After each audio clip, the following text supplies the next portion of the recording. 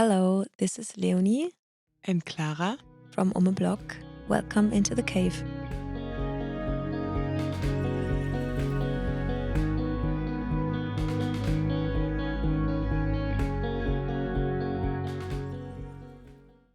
Today, I am not joined by one, but by two guests. I was very lucky to be invited to their pre-listening party of their new album NÄCHTE, and I have to say I was hooked from the beginning of the album because you can dance, but also you can really self-reflect during this album, and I really love this mix.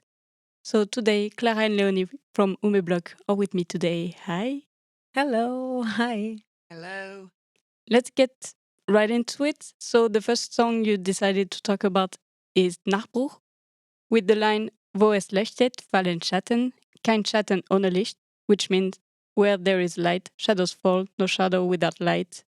And Leonie will tell us about it. So why did you choose this line?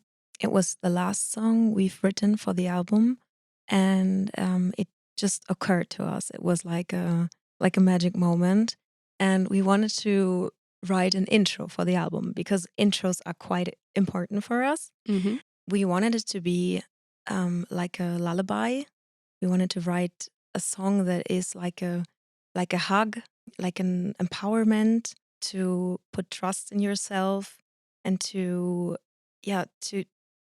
go into the night with a powerful feeling. So that was the imagination of the song, and it wasn't that easy to find the right words. And the thing is, I'm not very used to write in German, even if this is my mother language. When I was since I was a teenager, I only listened to English music. German music was happening much later that I was listening to it.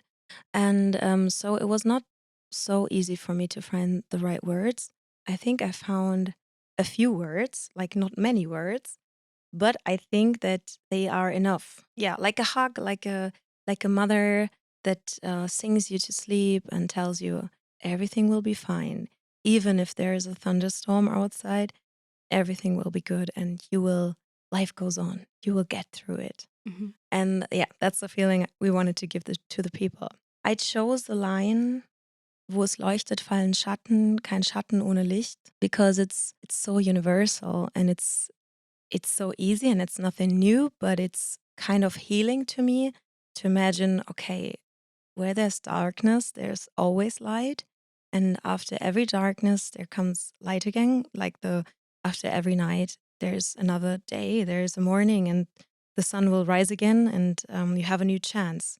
You have a new day, you have like a fresh feeling, a fresh start. That's the main point.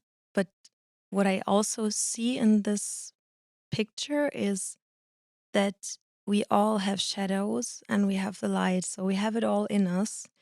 And the first song of the album starts like not Nachbruch, because Nachbruch is the intro. So the first song sometimes for us is Rage. Rage starts with the sentence, we carry the light, we carry shadows. And so I wanted to just tell more of the story. I think one of the big problems in our society at the moment is that we have this big black and white thing, and that we need more shades of gray. Mm-hmm. Not the sexy one. So we need more shades of gray, and we need more acceptance of everyone's inner shadows. Mm-hmm. And maybe we try more not to judge so quickly about people's behavior and see the story behind it, and maybe also to have more acceptance of our own shadows. There is already so much thing to say about it. So the first one that I noticed, so you said that you are not used to writing songs in English, and this one you decided to do it in German. When you said it, I thought about maybe it's because you said it was like a lullaby, so it was maybe as using your mom's voice or something, so you wanted to have something familiar on this song, or tell me if I'm wrong, but why this just in German? Yeah, I don't know. I think it's more that I find it quite hard to find nice sounding German words. It's much easier to find words that sound nice and warm and huggy in English. Mhm. than to find these words in German, because sometimes German language can be very hard. And for me, in my writing process, when I'm writing in English, I'm always searching for the sound of the language. Mm-hmm. It's sometimes it's more the sound than the lyrics itself. That was a new challenge for me, and I don't think I search for the voice of a mother. I think that's more the musical aspect, the musical hug that it gives to you. Mm-hmm. But I searched for simple words to tell a lot. And I think these small words that have been said in this song, there's so much in it. You can relate, you can resonate with it, and have your own thoughts about it. You were saying also that you are putting those two, the light and the shadow, together to make it more like to show that not everything is black or white, not everything is binary, but it's more of a spectrum. Is it something that you've felt for a while or something that you've more experienced recently and that made you write this song? Yeah, I think it's something that I think about for many years. And it's also a thing we talk about in our family a lot, or we talked about in earlier times. It's also a thing we talk about in our band sometimes. And we experience so many things in life together, and we're so close to each other. We talk about everything and we feel everything together. So that's also a thing we share, like our inner demons. We share them with each other, and we know them quite well from each other. Mm-hmm. And I think we're accepting each other so much, and we really know each other that good. So, well, talking about us, I think we have a good balance between celebrate our light and accepting the demons, and but also working on us growing up, Mm-hmm. being a grown up. Yeah, Yeah, it's not always easy to even embrace your side of darkness, even though it makes you who you are in the end. true. In German, you say, "Was dich nicht umbringt, macht dich stärker." So, what doesn't kill you makes you stronger. Mm-hmm. And it's kind of a stupid sentence, and I think it's not true at all, but a part of it, yes, because if you go and when you go through darkness and you're getting out of it and you see the light again, the light shines even brighter, and you feel stronger. And so maybe this is also an aspect I'm seeing in Nachtbruch, the confidence or the self consciousness that it's okay, you're gonna get through it, and bad things are happening anyway in this world and in your life. It can Mm-hmm. happen, but you will get through it. That's also one thing I wanted to, only a feeling I wanted to give in the lyrics. Mm-hmm. Did you also write it because this is something you would have liked to hear in the past? Maybe you would have liked to hear this song and to remind yourself this. I think I heard it because Mm-hmm. my parents always were like this, Oh, nice. trying to give me the confidence. And even if they tried, they not always made it, or it not always kind of worked out.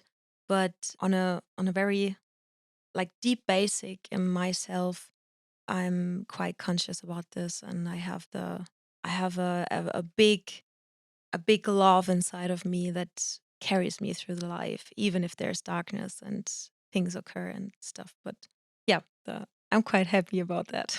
Nice. And so you said this was the last song that you wrote, right? But in the end, it really cements the whole album or the whole concept of the album. So can you tell us maybe a bit more about this whole album as a concept? First, when we started to make a new record, we wanted to make a EP, like a short album, because we didn't know if we will make it in time to our release concert. Like, we didn't know if we will make it to make an album in this short Mm-hmm. period of time. We had so many different ideas on this new record, but in the end, the first song we released without knowing that we were going to make an album was Nächte, like the title song. Mm-hmm. And I don't know, it just spread it from this song, the idea of Nächte. And we loved the idea of starting an album with the sunset and to end an album with the sunrise. Like Normally you would maybe start with the sunrise and end with the sunset, but we wanted to turn it the other way around. We were searching for other words than Sonnenaufgang, Sonnenuntergang in German, or sunrise, sunset. So we found these old German words, Frühlicht, which is the sunrise, and Nachtbruch, which can be sunrise and sunset, both. Every other song kind of fitted in the concept naturally, so we didn't have to force it. It just happened, and that is the best feeling, honestly, making a record, and it just fits. Everything fits in, and it's just a feeling of a flow. Everything you're saying really makes sense, because in the album, this is also how we can see it. Some songs are a bit darker, like Rage, that comes right after, or some songs are lighter, like Du sagst, for example. So you also included this whole spectrum from light and dark into this album. Yeah, definitely. And it's the whole album is for us like a stroll through the night, like a party night, a dancey night, and like the morning after, or maybe the walk home where you reflect about everything that happened during the night. And also sometimes the night is the space for reflection, because everything gets so quiet and everything gets dark. So sometimes during the night, emotions and thoughts come up that are maybe hidden underneath during the day. That's the thing about Nächte, or we wanted to put many emotions inside that maybe we don't talk about during the day. Also, the song Du sagst is a song about having a good conversation, about talking about feelings, which is not the easiest thing all the time, talking freely and openly about feelings, and to maybe solve a conflict between friends or partners or whatever. The whole night is just a space for reflection, for every kind of emotion. Of course, also for dreams, but we were not talking about dreams in the album. We were talking about things that are happening while you are awake. Yeah. Klara, is there anything that happened during the recording of the album, for example, of the writing process, that happened during the night? Almost everything happened during the night, especially the writing sessions, because we didn't have much time to write this album. So and we decided to make it an album and not an EP. So even more songs. And we started in November and we ended on February, I guess. And after that, we had to mix it and produce it. We didn't sleep a lot. Which leads you to the line that you, Klara, chose, which is from your song Breathe. Each day a wave, each night a stone. What does that mean? I think it's like two opposite pictures. So during the night, we were like pretty active, like a wave. And in the morning, especially in the morning, the body felt like a rock. So that's what Leoni wrote me in the morning, like a WhatsApp message, like, I can't move. My body feels like a rock because I'm so tired. During the day, we have like our jobs, we go to the office and stuff, but we decided to don't sleep a lot during the last month to make our dream come true, to have like a third album, because we are like an album band. So of course, in 2025, it's like maybe not common to do like this album stuff and having a vinyl and stuff, but that's the reason. Yeah, we are like a band who love those things, and yeah, so we didn't sleep a lot and spent a lot of time here in our space. That's the reason why I chose the line. The music is like melodic techno, but the lyrics are like so strange, I think, in this way, because it's not like sleeping, it's like dancing. The composition of Breathe was the last song we did for the album. So the lyrics were like Nachtbruch, the last lyrics, but the last music we composed was Breathe. And it was so crazy because we know if there's going to be another song, it's going to be an album. And we really wanted to make an album like so badly. And then I had this harmonies and stuff. And Leoni found the melody and the lyrics just of the chorus. And I was like so tired and didn't have any idea about the song. But Leonie knew it and she was always like, okay, do it again. And now stay here, take another chord. Okay, this chord is perfect, but it has to least longer. And so she like navigated us. I think it took like 2 days and she navigated us. And then there was the spark and I was like, okay, now I got the song. And then we finished Breathe. So it's a very important song for us. My ears are like more used to listen to the music than the lyrics actually. So it happened that there were like lyrics, UMME BLOCK lyrics, and 2 years later I just like recognized what the meaning is. It's just the way I love the way Leonie sings and stuff, but I'm so focused on music. I think each day a wave, each night a stone is so deep. I love this line, and that's the reason why I've chose it. But it's funny because the way you talk about it, we are talking about also those opposites. Sometimes one has more energy and then it's the other and you really compliment yourself. That also shows everything that Leonie was saying. It's not all black, all white, but you really complement each other and in how you're working and have different ways of working, of listening to music, as you were saying also. Also, are you more creative, do you think, during the night? Maybe being tired, you also have less filters and then you can have more, express more ideas, or are you more creative during the day but just couldn't do it? Yeah. So I think actually we're both like humans of the night. So we love the night. And I think I'm getting like very creative after 9 in the evening. So some things happens also during the day, but then it's in the weekend because we just start our sessions, I think like 7 or 8 in the evening because we had like dinner and then like döner or pizza that was basically the food we had like the last 4 months. Now we are getting healthy again and doing some sports, of course. But that's the right point. I think we are both getting creative during the night. And then if you're like in this tunnel, you don't recognize the time, the actually time. And then you're like sometimes very shocked with like, okay, it's 3 a.m. We really should go home now. But I love it. And there are like nobody else here. We are in the Fat Cat in Munich. There are like hundreds of people working here, hundreds of creative people. But during the night, there's nobody, just the two of us. And I enjoyed it a lot. Yeah, like this is really your space for you to create. And do you have any fun stories of this recording that might have happened during the night? So Leonie and me, we were like, okay, we want to do that so badly. And sometimes we're a little bit crazy and we are like, but we can do it if we just need the two of us and we do it.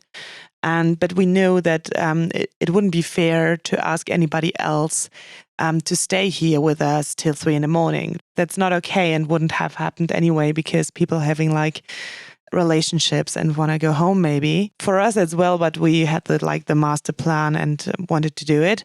So we were like, okay, we have to learn a lot because we can't. So we work always with Mario from Blackout Problems. He's our producer, but it's not fair to ask somebody to stay here hours and hours. That's the reason why we decided to record some stuff ourselves for the first time.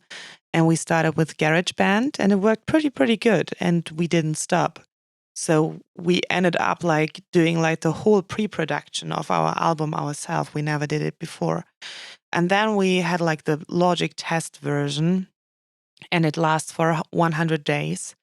And we recorded the whole album during those 100 days in this test version of Logic Pro. Now we bored it. But the funny story after that about it is that we recorded everything mono, which is like pretty shit for especially electronic music.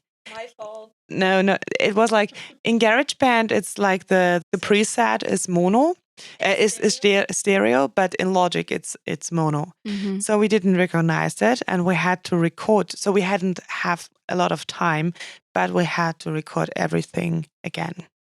Oh, there was no way to No. reverse it. So Daniel, he did the mixing of the album. Mhm. There were like a few parts where he cheated because we were like, okay, but it was a magic moment when we recorded, for example, the solo in Breathe. It was so magic that we were like, we can't do that again.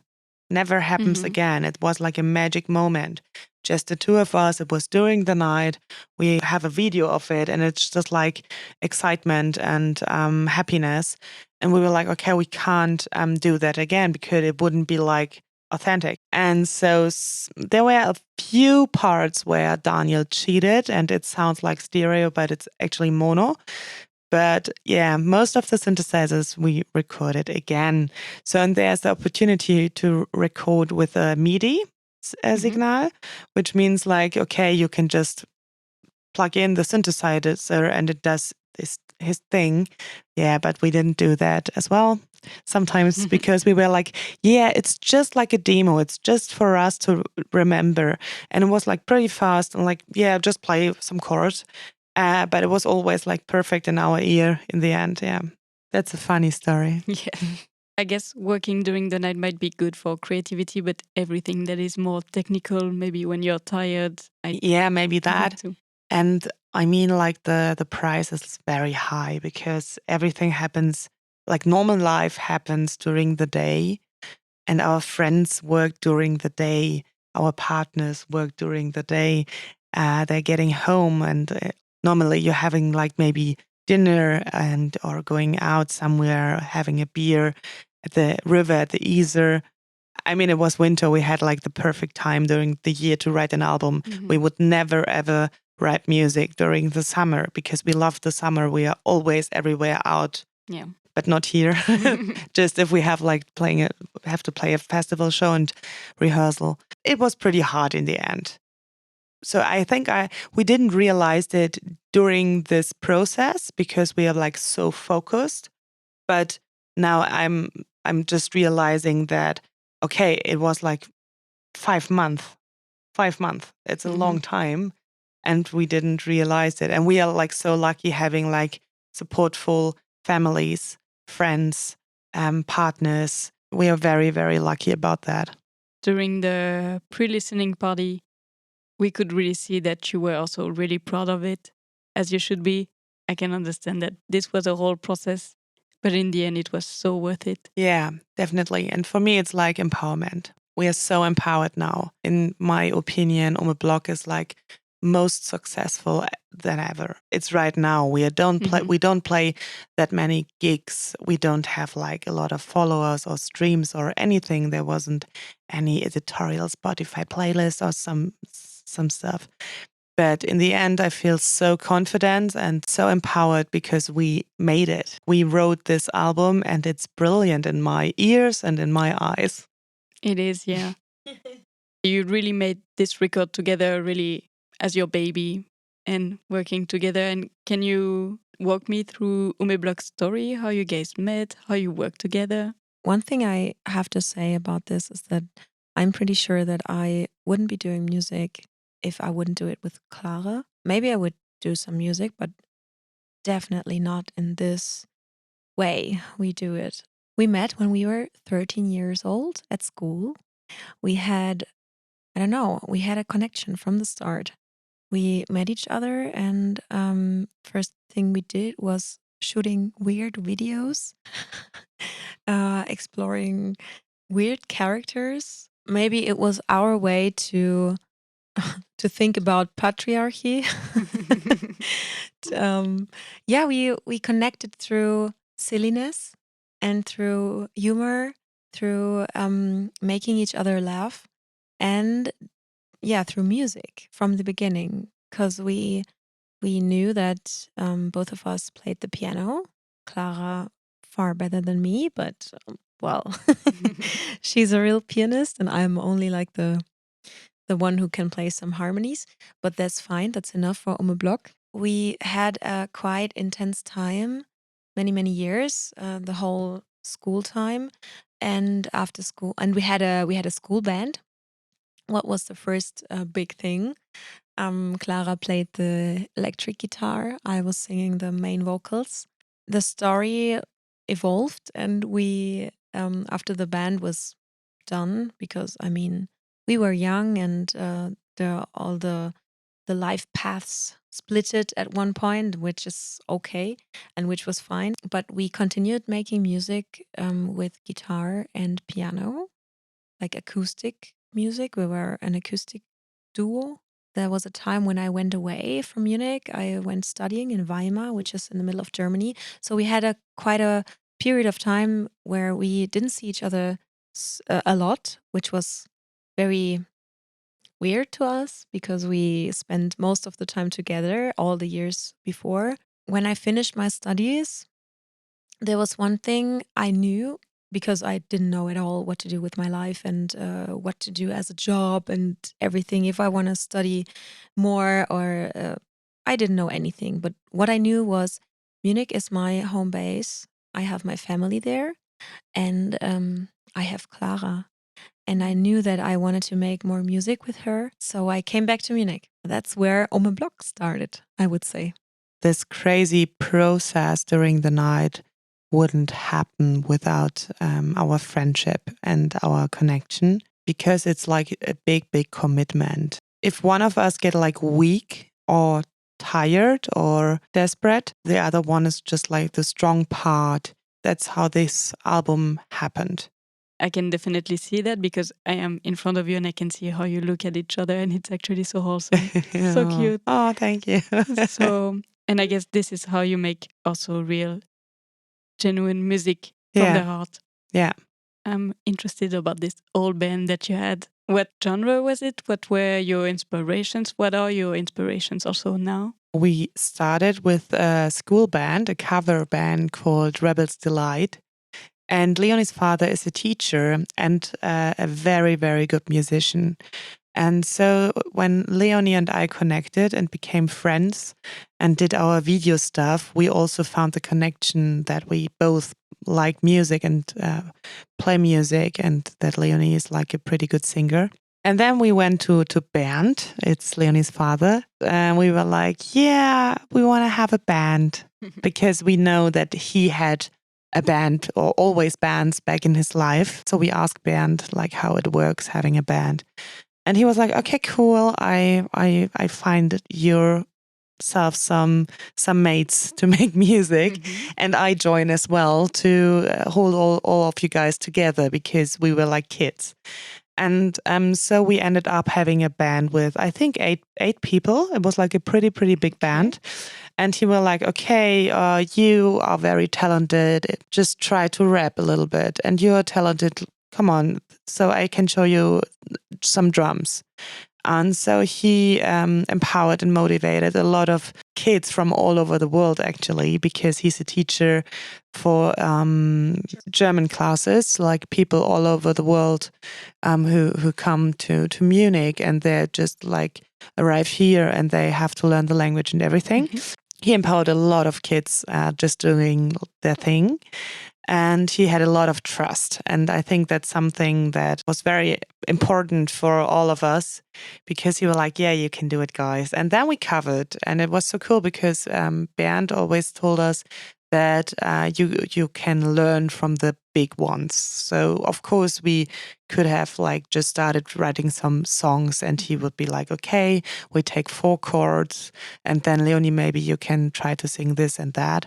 But we covered like the bangers, like Michael Jackson, Susan Vega, Warren G, Sugar Hill Gang. And it was like a crossover thing, because our interests in music were like totally different. So we had some guys who just like listened to hip hop and rap. So we covered hip hop and rap songs. Bernd, he's like an OG Michael Jackson fan, for example. And he was like, okay, we can cover Michael Jackson songs as well. Leoni and me were like Nelly Furtado fans, Shakira fans, like our generation, of course. And so we covered Nelly Furtado, and yeah. and Anastasia, for example, as well. And so that's where we like start to learn how songs work actually, like how you do like structures and stuff. And we also learned to play in front of people. So we had our first concert in the school, of course. In the sports hall, of course. Yeah, in the sports hall of the school. And we played, I think we played like 40 shows with this band, so quite a lot because band was like always good connecting, and it was a special thing because Leoni and I we went to another school and we had like this crossover project, and it was like pretty cool. So maybe there was a gig where there were like, I think the weather was pretty shit and there were like 3 people or something like that. And I was very pissed. And after that, he told me like, Klara, don't be like that, because you'll like just punish the people who are here to listen to you, and just like play for 3 people. It's important, like do your thing, and just think it's like a rehearsal for you as well. Don't be like pissed now. You can't change it anyway. And that's something that I carry till today. So we learned a lot from the school band. And after that, when we finished the band, and it was just like Leoni and my duo project, we started writing songs. And they were like very complex actually, because it was always a thing that I didn't like just to play like 4 chords. I was always like, no, I want to do more. And people maybe focus also more on guitar, just like 4 chord stuff. And I just found my old iPod 1 week ago, and I just shuffled the song, and I found old songs from us, and I was like pretty impressed. Yeah. And then we did a lot of singer-songwriter gigs and stuff. And in 2018, we decided, okay, we want to make a change, but we don't want to have a band. So we don't want to have other people joining us, because we write the way we write. I make the composition and Leoni writes lyrics.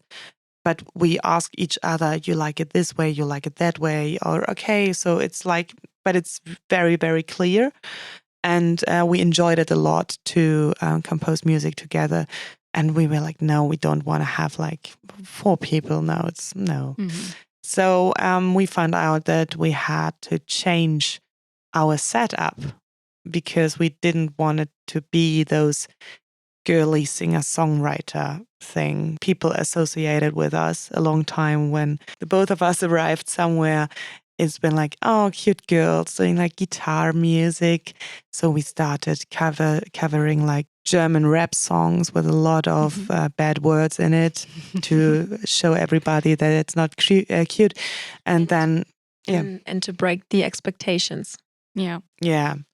And then we started to change the sound, because we didn't want to play in the afternoon somewhere, but there were like beer benches and stuff. And so we found the first synthesizer. It was the Mini Nova. There was a guy, and he borrowed the synthesizer to Leoni when she used to live in Vienna for half a year, and he gave it to her.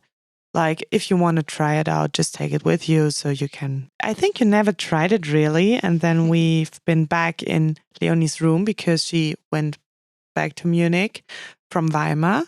She moved back to her parents' house. So we were again in this room where we did this cringe videos and where we had like our teenage dreams. We were back in that room where actually UMME BLOCK started. And then we were like, okay, what can we do? Yeah, we play both the piano, so we need something. And then Leoni was like, yeah, I got the synthesizer here. And then we tried it out, and the first song we wrote was Rock Face.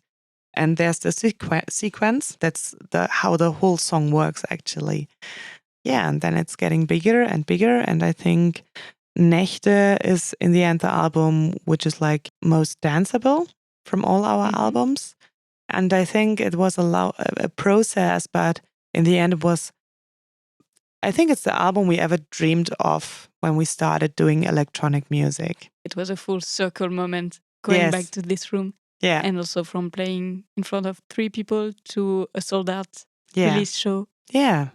And it's still like that. So sometimes we play shows where there are like 30 people, but there's still Leoni's father in my mind, and he's like, just play for 30 people. What's the problem? They're here because they want to see you. And of course, in Munich, we play like 450 people, but it's our home base. But in different cities, they are like not that much. But it doesn't matter, actually. It's more about who is there in front of the stage. What you're saying about Leoni's father also really resonates with what she said in the beginning, that your parents gave you the confidence, and he did that also for the both of you. So that's beautiful. I just wanted to talk about our conversations were a lot about music. Always. We always showed new music to each other that we really liked, and we used to make mixtapes for each other, because when we were teenagers there was no Spotify and no streaming service, nothing. So we made mixtapes, and we always did a nice cover, ugly cover, but funny cover, and wrote some silly words on it. I think that was a big thing for us to communicate through music, to tell each other maybe feelings without telling it each other, just through the music. And that's also something that is still very, very high for us, because we listen to so many different music styles. I think that's also why we do such different songs on one album, because we like so many different genres. We listened far more to electronic music, to techno the last years, and that's what you can hear in our music right now. And we're still showing each other music with a lot of euphoria, and that's a thing that that stays, I think. You just switch from mixtapes to sending a link to discover new music. Yeah, true. What is one of the last songs or bands that you sent each other? There are so many, because we're sending each other music on a daily basis. There were some very, very nice songs from the band HVOB. It's a band from Austria. They're making electronic music. It's a big inspiration for us. But we were also sending us music from, for example, Serpentine, which is a German artist, and she's making German music. Also very electronic, very dark, which we really like. Yeah, maybe these two, but there are more and more. Well, thank you very much, Klara and Leoni. And I must ask, what is next for UMME BLOCK? Thank you so much. It was really nice talking to you.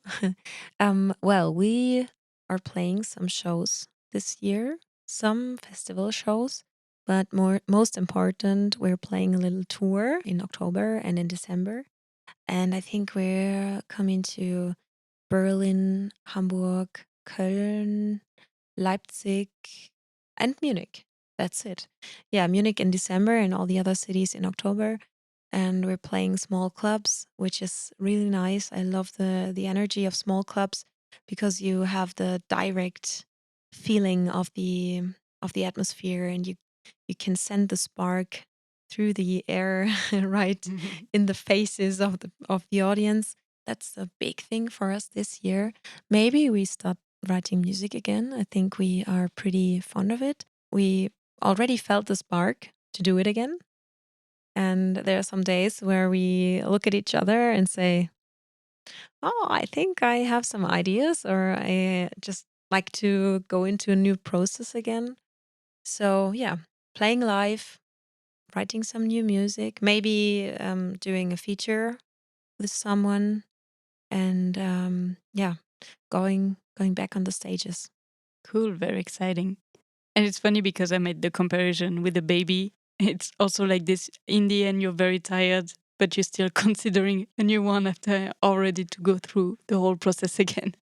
Yeah, it's funny that you say it, because Klara also, you said it. I think you said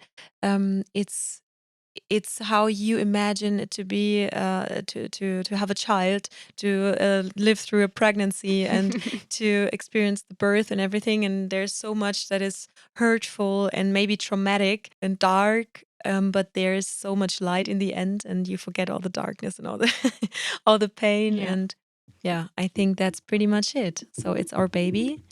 NÄCHTE is our third baby, and I think it's not going to be the last one. Amazing. So, some very exciting things ahead.